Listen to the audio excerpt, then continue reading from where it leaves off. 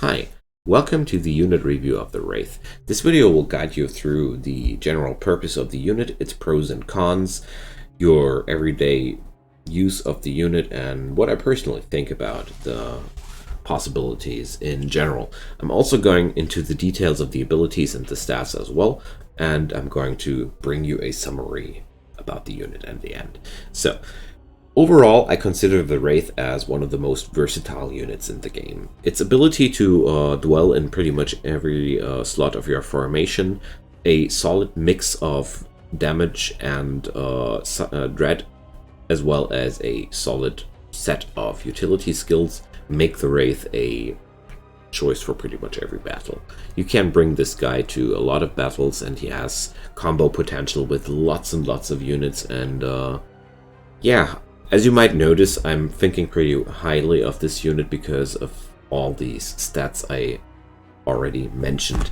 One of the most glaring downsides is the very low base HP pool, and also it's, well, being a generalist, which with a lot of different abilities always makes you, well, let's say, a little bit unspecialized, and that's exactly what happens with the Wraith. But overall, I think this is not really a very present weakness, but I have to include it here.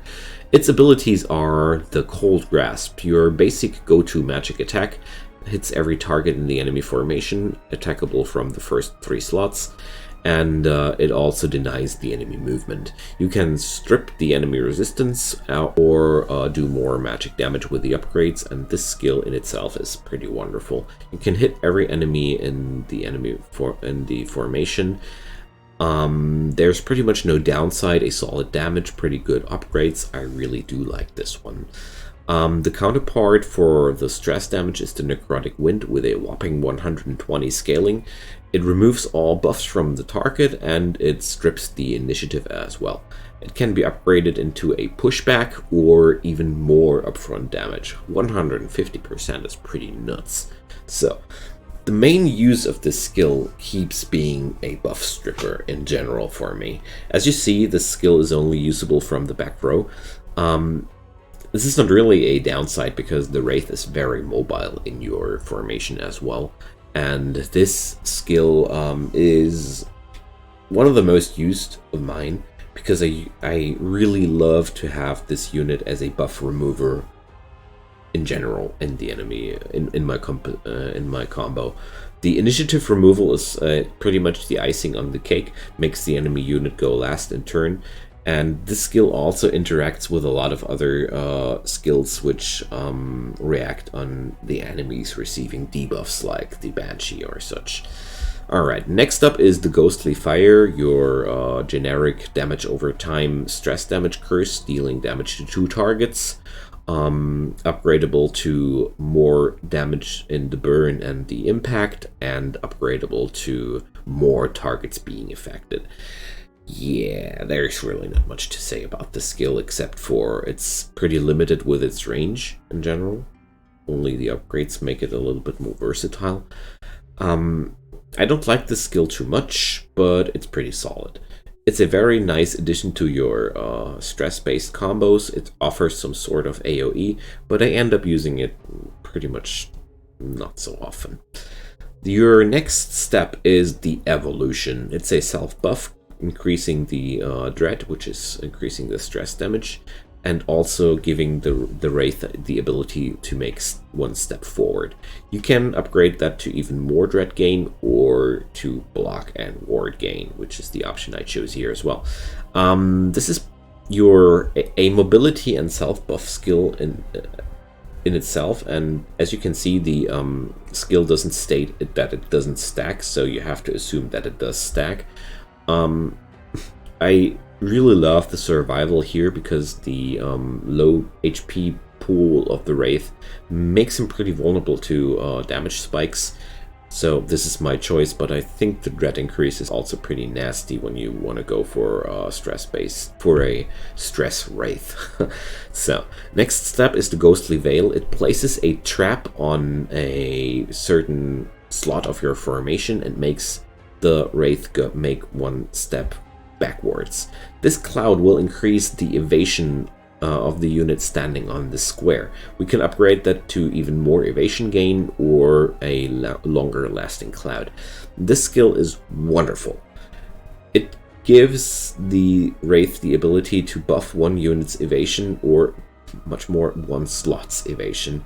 This skill even affects the skeleton because it doesn't affect the skeleton in itself, it just affects the slot, and you can use this to make your frontline tankier, defend your targets, or just make the Wraith move one square backwards. I end up using this skill pretty often to move the Bride of Iratus out of the last slot. Let's emulate the situation like this, and Ghostly Veil to get her back into slot 3, where she has more skills available. You can use the same strategy for the zombie when he moved himself into the last slot formation with a cannonball. So this skill is so useful in itself, and it buffs the team. I really do like it.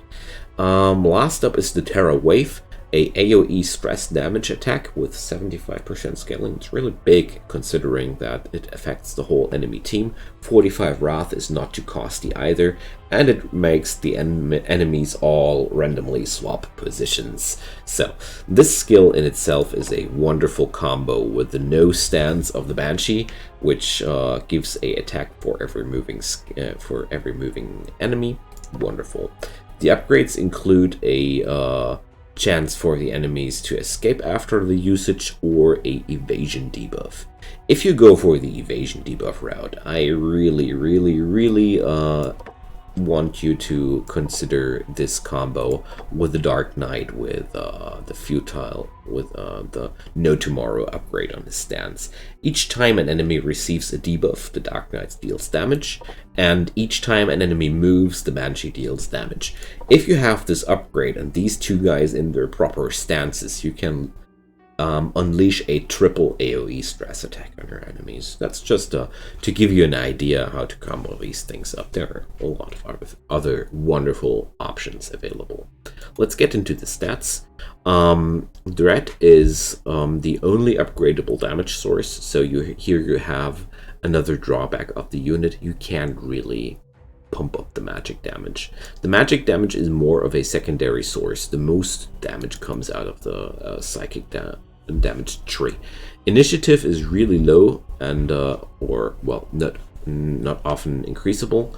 Accuracy is also in the middle fields, same as luck, evasion, and block and ward. So as you see here, the stats, as you can see here in the stats, the vigor can't be increased, the magic damage can't be increased. You can't increase any form of resistances. The only thing you can do is buy block and ward for very high cost, and there you have your major drawbacks of the Wraith. I couldn't have explained that at the beginning of the video because I think it's pretty understandable. So to sum it up, the Wraith is a very versatile unit, but its vulnerability, I would say, is its major weakness in the game. And the other thing is the 75% stress damage and 25% magic damage mix up of the stats here also makes him pretty, well, only okay if you want to run him in a pure damage formation. But if you want to run the Wraith in a pure damage formation, its utility skills are strong enough to make him shine in its own way. So overall, I really do like the Wraith as a filler between gaps, and a very powerful unit when it comes down to stress damage formations. But overall, you will find that when you want to go for more specialized ideas which are not stress damage, the Wraith is being replaced by other units pretty quickly. I hope that gave you some ideas about the unit in general. I'm pretty sure there's a lot more to say about it. If you have something on your mind, feel free to drop it down in the comments below. I would deeply appreciate any help on this video, like liking it, sharing it with your friends, or even subscribing to my channel. Do whatever feels good for you. I would be happy if you would help. I don't mind if you don't. So, I hope you're coming back for the next video as well. Until then, have a good time and see you next time. Bye bye.